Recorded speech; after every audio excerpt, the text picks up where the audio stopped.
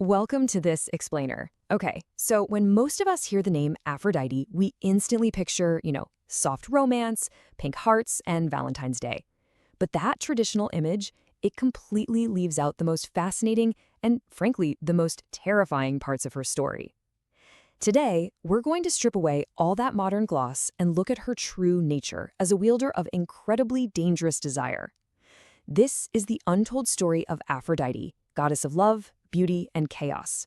The ancient Greeks didn't just love her, they deeply, deeply feared her. And by the time we finish up here, you are going to understand exactly why. It's kind of a crazy paradox, right? Think about it for a second. What if the most beautiful goddess was actually the absolute most dangerous?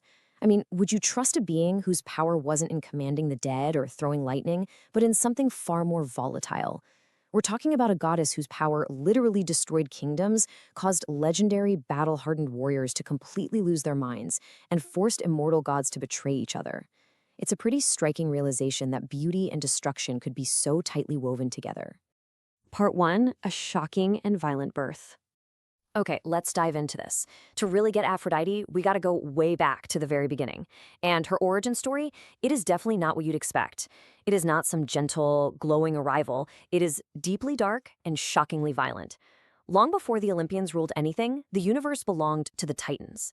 The whole thing kicked off with a massive, brutal conflict, where Kronos struck down his own father, the sky god, Uranus. This insane heavenly battlefield resulted in parts of Uranus falling from the sky and violently crashing straight down into the ocean below. The water turned red, the sea churned, and finally, from the white sea foam that bubbled up from this incredibly violent cosmic clash, a goddess emerged. She wasn't born weak either. The most desired being in existence was born directly from the sea itself, and from sheer, absolute chaos. And that brings us to a really fascinating hypothetical. If you had the power to make literally anyone fall in love with you, would you use it? Just imagine being born and instantly possessing this overwhelming, completely irresistible beauty. The ancient Greeks genuinely believed that absolutely no god or mortal could resist her face. They literally couldn't control themselves around her. It's a level of influence that is almost hard to wrap our heads around. And to answer that question for Aphrodite, oh yes, she absolutely used this power. She wielded it constantly. Part 2, why gods feared her power. And this brilliantly illustrates exactly what we're talking about. You might think that being the goddess of love would make her the most universally beloved figure on Mount Olympus, right? Well, the reality was actually the complete opposite. Even the mightiest immortals were genuinely terrified of the chaos she could cause. Because she manipulated the very fabric of love itself, and she never needed to lift a single sword to do it. We usually associate mythological strength with, traditional power, Zeus throwing literal lightning bolts or Ares commanding massive bloody armies. But Aphrodite's power was much more insidious. She manipulated desire. She started massive wars purely through attraction. She made the wisest immortals and immortals act completely irrationally. People didn't even realize they were under her influence until it was way too late. She could make fierce enemies obsess over one another or tear loyal families apart, using nothing but emotions. 10 whole years. That is the devastating duration of the catastrophic Trojan War. And how did this massive, world-altering conflict begin? It wasn't over land. It wasn't over gold. It started simply because Aphrodite wanted to win a beauty contest against Athena and Hera. To make sure she won, she promised Prince Paris the most beautiful woman in the world, Helen of Troy. The only tiny problem was, Helen was already married. Because of that single, incredibly proud promise made by Aphrodite, thousands of people died, and an entire ancient city burned the ground over a decade of bloodshed. That is the sheer, terrifying scale of her power.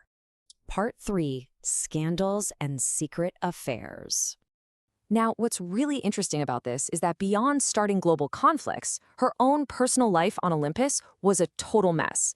Her relationships were defined by absolute drama, betrayal, and intense passion.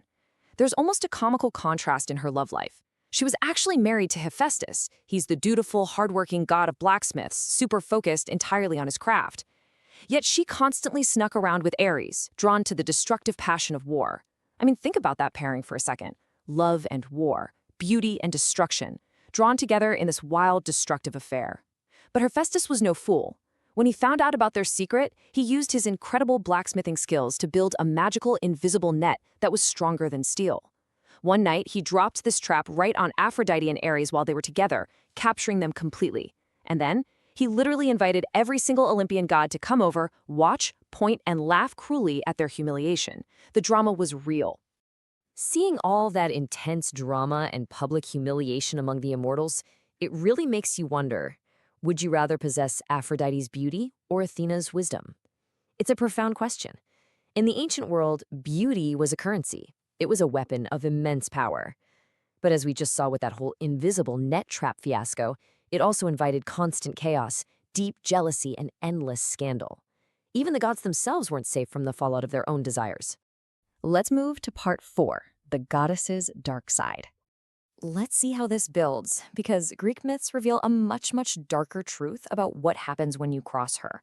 We've talked about her vanity and her affairs, but Aphrodite wasn't just about soft romance. She could be merciless, brutal, and utterly terrifying when she felt rejected or challenged by anyone. Consider this tragic case of a mortal named Hippolytus. He made a fatal error. He flat out refused to worship Aphrodite, deciding instead to devote his life entirely to Artemis, the goddess of the hunt. Now, to a normal person, choosing one god over another might just seem like, a personal preference. To Aphrodite, it was an unforgivable insult. You simply did not ignore the goddess of love. Her revenge was so brutal and deeply psychological. After being rejected, she didn't just strike Hippolytus down with lightning or something. No.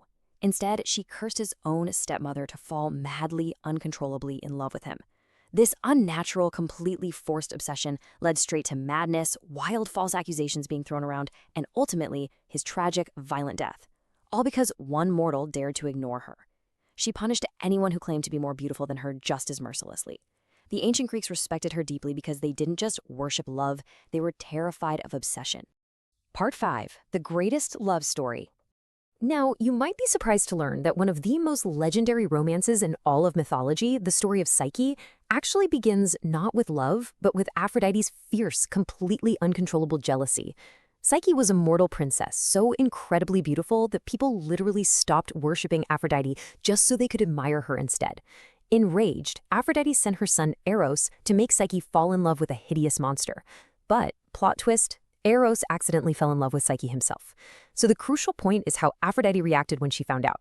She subjected Psyche to these incredibly cruel, frankly impossible trials, sorting massive mountains of seeds overnight, traveling all the way down into the highly dangerous underworld, facing deadly mythological creatures. Aphrodite essentially designed these trials as a death sentence. Yet, against all odds, miraculously, Psyche survived every single one of them. She fought through the impossible, and eventually, even the merciless Aphrodite had to accept her, allowing Psyche to finally become immortal. It proved to the ancient Greeks that true love wasn't easy. It required real suffering, immense sacrifice, and total transformation. To them, this epic saga demonstrated that love isn't just some fleeting, warm feeling.